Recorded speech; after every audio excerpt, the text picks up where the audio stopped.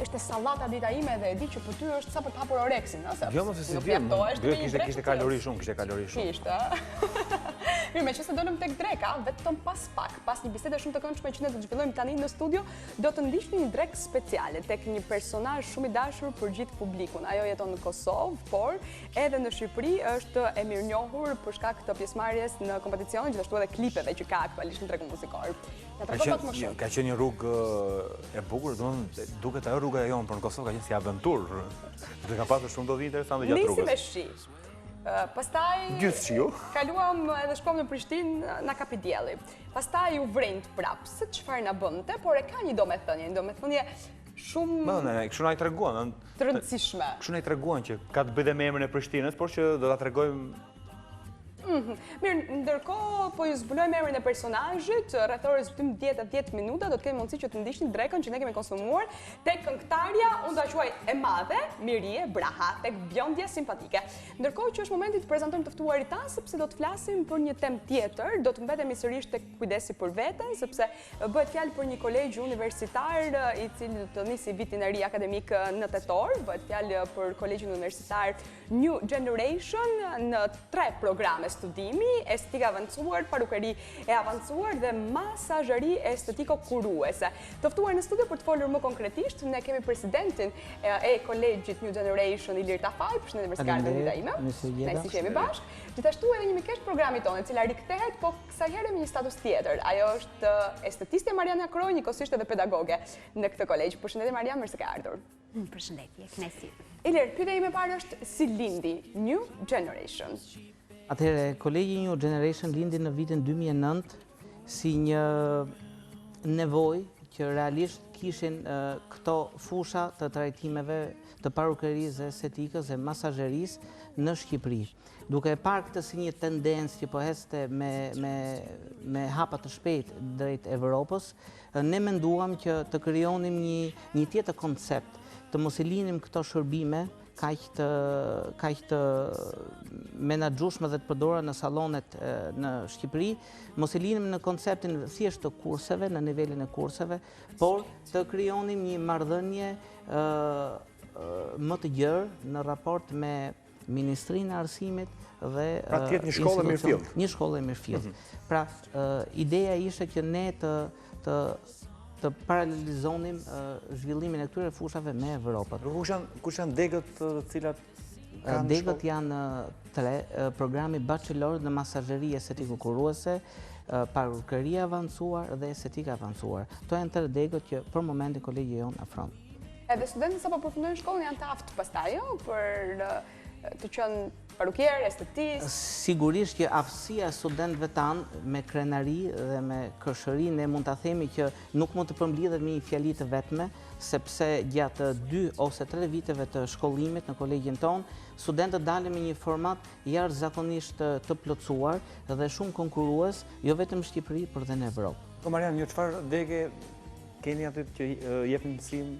Unë përfaqësoj degën estetikës, edhe kanë vite që punoj pranë këtij kolegji, duke punuar me një frymëzim unë bashkë me gjithë stafin akademik, gjithmonë me idenë që të krijojmë atë profesionalizëm ke studentët dhe duke i dhënë primare shkollës tonë cilësi dhe garanci, që është një element shumë i rëndësishëm.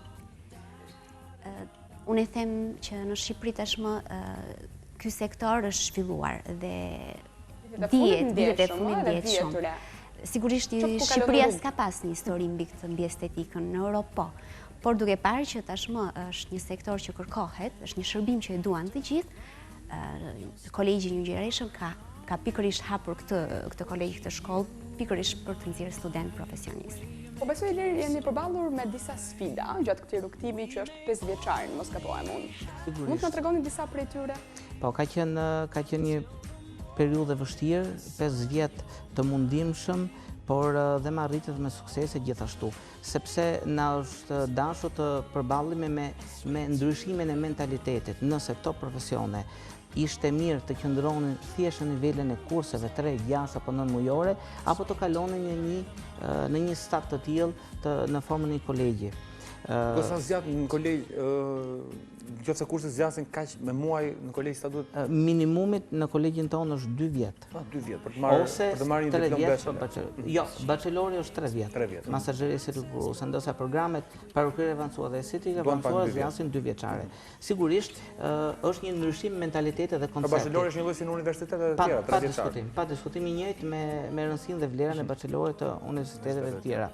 Sigurisht të kalojë në këto koncepte nuk ishte lehtë, duke filluar që nga prindrit, pastaj dhe tek studentët, të cilët të sfiduan momentin dhe realitetin. Prindrit vazhdojnë akoma të influencojnë në këtë zgjedhjen e degës për Sigurisht jemi ballafaqjuar në vitet e para, jemi ballafaqjuar me këtë lloj koncepti që pse duhet si kurs, domethënë njerëzit mendojnë si kurs. Pse duhet që studenti të studiojë kimi, kozmetike, mineralogji, etik profesionale, anglisht, informatik, apo të tilla lëndë të formimit shkencor dhe të përgjithshëm, ndërkohë kur me 9 muaj mund të mbarojë dhe mund të dalë, mund të hapi një sallon ose por ajo që duhet theksuar që unë mendoj që duhet theksuar në këtë pjesë të bisedës është që kjo është një shkollë, nuk është një kurs, sepse domethënë ti ke një diplom, jo një ato certifikata që ke mbaruar filan kurs. Kjo duhet të theksuar. Është një diplom mirëfillt e njohur nga Ministria e Arsimit dhe Shkencës. Kjo është që ti mbaron një universitet, po thuajse. Pa diskutim.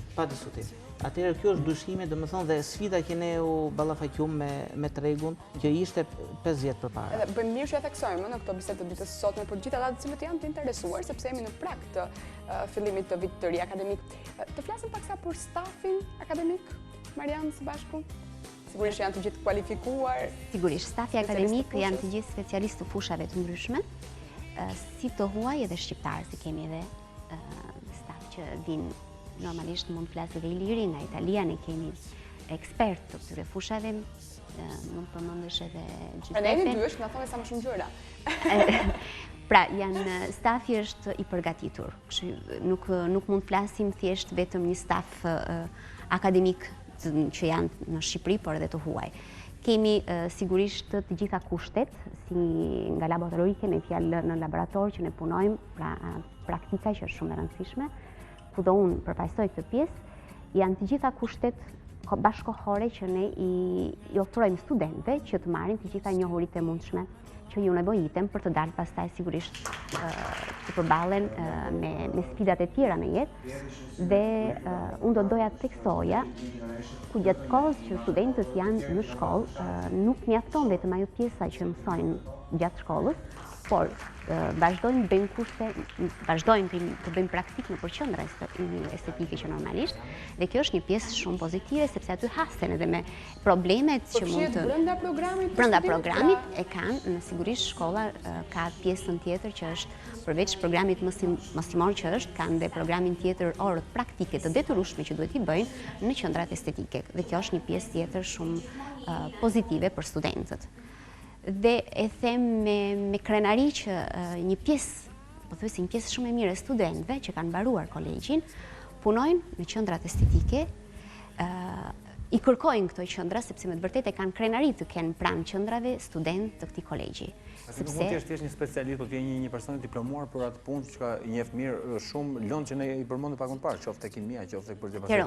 Ato janë gjërat më kryesore, nuk është thjesht të bësh një përzierje qoftë tek bojrat ose diçka të kësaj natyre, por ti duhet të dish se për çfarë po e bën këtë gjë që mos diskutim. Domethënë do doja të shohja atë që tha pedagoge Mariana, që kemi patur luksin që për stafin akademik të lëndëve të formimit shkencor dhe të përgjithshëm të zgjedhim ndër më të mirët të këtyre fushave të mjekësisë, dermatologjisë apo mineralogjisë në universitetet paralele apo në qendrat e spitalore. Pse edhe të huaj, Ilir, pse kjo zgjedhje? Absolutisht, sepse sigurisht për qenë sinqert, Europa... Shqiptarëve na pëlqen imazhi i tyre, themi, okay, se ka të huaj këtu edhe sikur të jo vetëm për këtë, po për një çështje shumë objektive dhe shumë reale dhe të vërtetë që sigurisht po të flitet për modën, vështrimi do shkojë drejt Italisë, drejt Francës, drejt Anglisë dhe sigurisht ato janë që bëjnë tendencë. Nëse ne do kemi disa pedagogë të huaj liderat të këtyre fushave atje, sigurisht që ne do kemi shansin që të mos mbyllim brenda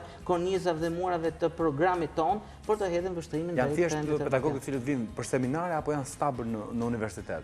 Sigurisht që nuk mund të jenë stabël në 9 muaj të vitit, por vinë çdo 2 muaj me frekuencën e mjaftueshme dhe nevojshme për updatimin dhe për leksione dhe praktikat e nevojshme. Konsistojnë edhe bashkëpunimet tuaja, apo ka edhe të tjera? Pa diskutim, unë do doja ta theksoj të një pikë shumë të fortë, pikë së pari nga këndvështrimi që ne si kolegji kemi dhënë bashkëpunimet me partnerët tanë jashtë kolegjit. Pra, kemi vlerësuar shumë të rëndësishëm faktin e ngritjes së urave të bashkëpunimit me institucione të tilla si Universiteti Arteve Tiranë, Teatri Operës Baletit, Teatri Kombëtar, Cirku Tiranës, Hand and Nail Harmony në Holland dhe Centro Studi Estetika në Itali, ku studentëve tanë jepet mundësia që gjatë vitit akademik të bëjmë praktika me personazhe dhe me shfaqje reale në këto institucione. Kjo është një kapërcim emocional që studenti që në bangat e shkollës e kalon dhe ndihet shumë i sigurt që në të ardhmen mos e ketë fare problem të punojë në një sallon dhe të përballet me klientët. Është një mënyrë e mirë promovimi, dhe sigurisht Mariana, që i bëhet studentëve. Ka edhe mënyra të tjera? Sigurisht unë do të shtoja plus sigurisht çfarë tha zoti Ilir, unë do të përmendja edhe pjesën tjetër që shumë student nuk din në vetvete se çfarë talentesh mund të kenë. Pikërisht këto bashkëpunime që ne kemi bërë, shumë student shohin që janë të prirë edhe për diçka tjetër. Kështu që zbulojnë ke vetja edhe talentet të tjera të fshehura. Se në qoftë se nuk i jepet mundësia ta provojnë, nuk mund edhe të zbulojnë se çfarë kanë ke vetja. Për shembull me teatrin e operës dhe baletit, grimi që është një pjesë tjetër shumë e rëndësishme, unë kam bërë në sfiladën pranverë 2013 që bërëm, shumë student pan ke vetja, diçka shumë pozitive, sepse zbuluam që janë të prirë edhe për grimin, sepse jo të gjithë e kanë. Por, sigurisht, mundësia që është dhënë që të mësojnë grimin dhe të praktikohen pastaj në modelet, ju jep një kënaqësi dhe një dëshirë akoma e satisfaksion shumë të madhe. Dohet ta theksoj vetëm shkurt, kemi stabilizuar një traditë 2 herë në vit të sfilatës organizuar nga vetë studentët e kolegjit New Generation në pranverë dhe në vjesht. Kjo i jep mundësi që ato të krijojnë një tjetër vizion se si duhet të jetë profesionisti. Janë të pavarur, të fitojnë një lloj statusi. Të pavarur në shpejtësi, në format, në stil dhe atë çka kërkon realisht moda dhe tregu i sotëm i punës, domethënë. Mirë, të ndalemi në një pikë shumë të rëndësishme si akreditimi, Ilir. Sigurisht ishe një filtr shumë e drejtë, ishe një filtr i domosdoshëm, por mbi të gjitha shumë i kërkuar nga vetë ne si kolegj, sepse ishe një standardizim i gjithë vlerave dhe i punës dhe i mundimit ton prej vitesh, dhe sigurisht nuk është vlerë vetëm një grupi profesionistësh, por e gjithë stafit, e studentëve, por dhe prindve, të cilët zgjodhen 5 vjet më parë këtë rrugë për fëmijët e tyre dhe studentët vetë për veten e tyre, por dhe stafi pedagogjik që punojnë me punë të palodhur për përcaktimin e kurrikulave dhe vlerave të cilat do ta çojnë institucionin tonë përpara. Përpara se ta mbyllim bisedën, do doja të dija pse duhet ta nxjerrin studentët këtë universitet. Atëherë nëse do të përgjigjesha si një prind, me siguri do doja për fëmin tim diçka shumë të kompletuar. Do doja një deg ku fëmia të gjindej pranë pasionit dhe vlerave të veta dhe talentit vet. Do doja gjithashtu një diplomë të shkollës lartë që të ishte po aq krenar sa paralelet e shkollave të tjera që zgjedhin juridikun, ekonomikun apo një deg tjetër. Dhe mbi të gjitha, atë çka sot është sfidë për çdo që më dëgjon në këto momente, punësimi. Atëherë studentët tanë janë të punësuar fatmirësisht, akoma pa marrë diplomën tek shkolla. Kjo është kryesorja. Pa diskutim kur marrin diplomën. Kjo është një argument besoj shumë i fuqishëm dhe shumë i fortë dhe i vlefshëm. Të jep siguri, ëh? Të jep siguri. Sfida sot në pushimi është. Punimi është pushimi, njerëzit do të pushojnë. Punësimi është sfida kryesore. Janë të gjitha në një. Domethënë edhe pasioni dhe diplomimi dhe punësimi gjithashtu. Kjo besoj është një argument shumë i rëndësishëm. New Generation për një të ardhme të sigurt, edhe pse jo, cilësore, të kënaqshme. Me një pasion brenda vetes patjetër. Faleminderit shumë që ishit me ne, sepse gjatë kohës së bisedës sigurisht që e kemi ilustruar dhe me plane nga ceremonia e 5 të diplomimit apo jo të studentëve të këtij fakulteti. Suksese për vitin e ri akademik, punë të mbarë në vazhdim. Faleminderit juve. Faleminderit që ishit me ne në studio.